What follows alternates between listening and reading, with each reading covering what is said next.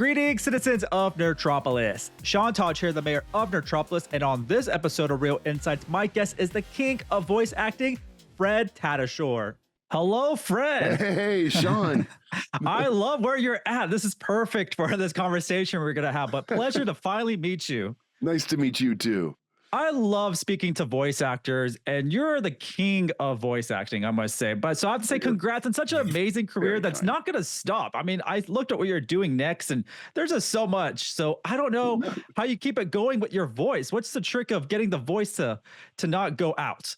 Wow, that's a good question. I rarely get to use my real voice. No, I think that's a very good question. It's a big topic.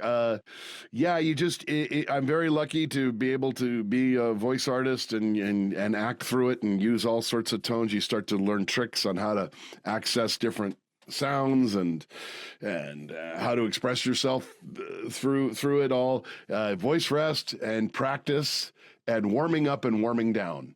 And then there's a lot of good teas and where's my Nimjom Paper Cola? I have a bunch of Entertainer Secret and Nimjom Paper Cola. It's a honey loquat juice. It's very good. So there's a few. Singer's Saving Grace. There's a bunch. But yeah, so you just definitely got to keep it practiced and warm up and warm down. You hope your voice stays on. You know? Yeah, that's some good advice right there. You know, I do these interviews. I also like host panels, and some days I'll do like 3 panels on stage and talking for 30, 40 minutes, and I can sense it. Good thing, like I haven't gone there yet with my throat, but I'm like, I need something where I can just relax a bit because I don't want it for the next day to be gone. So drink a lot of water and tea. Okay. Yeah. Do some like honey loquat and slippery elm tea. And just rest your voice when you can. Your particular jobs too, any broadcaster, journalists, people who talk on phones all day, that's the hard one because I have to use all parts of my voice all day. Up here, down here, blah, blah, blah, right? If I'm just talking like this all day and I'm using this one part of my voice all day, they tell you people who are on the phone all day, oh, that'll just kill you. I mean, other than yelling, you know what I mean? But so you got to be careful there. Sean, that's like it doesn't seem like it should be a lot, but it is. It is. That's great advice. I appreciate that. Yeah, you've done a lot. We're here to talk Hitmonkey. I loved that. I was excited when that was announced. Fred, I have to know what drew you to this unique and wild character in the first place? Because out of everything you've done, this is probably one most unique as well.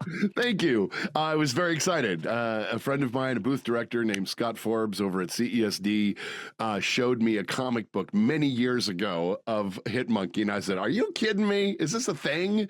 And he said, no, you're going to love this. And I loved it. And I got into the books. I thought they were so cool. And then I was called in to do an audition of trying to do a proper macaque, snow monkey in Japan. And so we focused mainly on just doing those sounds accurately and then trying to hook those things up to emotions. So the audition was hilarious. Like, how is he sad? How is he happy? How is he saying, Bryce, we got to go? Or, any of those things. And that was the trick, was trying to keep it as accurate as possible. And then I found the character. So it's sort of the opposite of a lot of the process you usually do, because usually it's a character that doesn't exist. It's a T-Rex or it's like a Moon Girl and Devil Dinosaur. I play Devil Dinosaur.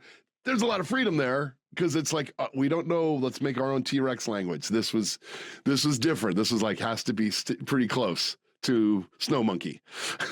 I didn't know it's to the science, which is actually really cool now. So like you definitely answered my next question. It was conveying the words and the emotion, which you obviously do a great job. So that's awesome that y'all are really going for accuracy, which is really unheard of in this type of industry. But it's awesome. I just love hearing it because it's like real. I feel like, wait, is this a show or Animal Planet? What am I watching? It sounds so good. We're joking. It's like the darkest Curious George you've ever seen. It's like, no, it's, and again, we have leeway because he is Hitmonkey and he is talking to a ghost and they have a psychic connection. So I can, as long as I know and I get the scripts like a regular script, I know what he's I know what he's saying on every note, pretty much, So just trying to convey it with sounds is really my challenge and also my joy. I love that. How does Yeah. Hitmonkey stand out for you personally amongst your other roles? I guess is it more because it's more of a is it more of a challenge, I guess, since there's no actual words to say? I do that a lot. Part of my job, it seems like, is to bring noises and sounds and creatures to a language or to talk. It seems to be something I do a lot. This particular character I love because of who he is. What are you talking about? An assassin who's great at being an assassin, who had a rage, who now really just wants to not do it anymore. He's sad. So there's a lot of overtones you have to play. And so that's what I think, that's what I love, is who the character actually is so, I mean, I say that about a lot of my characters, but like, he's unusual, he's not a rage-filled, I gotta kill him, I'm gonna be this. I'm like, no, he doesn't want to do it. He's done. And he needs redemption. So does Bryce. They both need redemption. They do. Because they made a mess of everything in the last season. And now we're here to help make things right again, hopefully, and protect those who need protecting. Yeah, that's what I love about season 2. People are gonna love it. I gotta ask if Hitmonkey could team up with any Marvel character, or let's say this: what character would you want Hitmonkey to partner with that you have voiced in the past? Well, I would think it would be really funny to see him and Hulk. Just like, what are you doing? All right, just stop, because they both want to be left alone. You know what I mean? So that would be kind of a perfect combo. I can see that. I'd love to see, Hulk and Hitmonkey would be pretty fun. I know I won't get so mad. Why you make me? I'm mad. I know you're mad too. Okay. Yeah, it might be fun. No, I love it, and you're doing so many voices, and I'm getting all these like goosebumps here because I mean I've Hitmonkey and Red and the Devil Dinosaur too. That would be great. That'd be a good team. Sorry. Anything real? No, anything would be fun. Like that's what's the dynamic of any of the characters you've done would be really perfect, and you've voiced so many memorable characters across different shows. Out of all the characters, which one do you feel the most connected with, and why? I will say, oh gosh, that's a big one. I mean, Hulk I've been with for so long. I feel connected to him. Hitmonkey I actually really, really love very much because I like the peaceful route, and so I like that he is a badass, but he really does want he wants to make things right. And I identify, I completely get that. I really do. Yeah, there's so many characters I've played that you do connect with. Yeah, Overwatch Soldier 76 is another one. There's a few, but there's a few. Ask the Storybots. Bang was a character that was very much my character. Hey man, let's just like look at math. But I would say, Hitmonkey is definitely a good example of a character that my soul resonates with. In a strange way. No, it's awesome. I just gotta thank you for like all the voice acting you've done. You've been part of a lot of stuff. I mean, it's long to list, but I will tell you, I'm a big Ben 10 fan. I think that's one of those underrated series, and I hope that it gets a proper feature film in theaters. I loved Merry Little Batman last year. Like that was fantastic.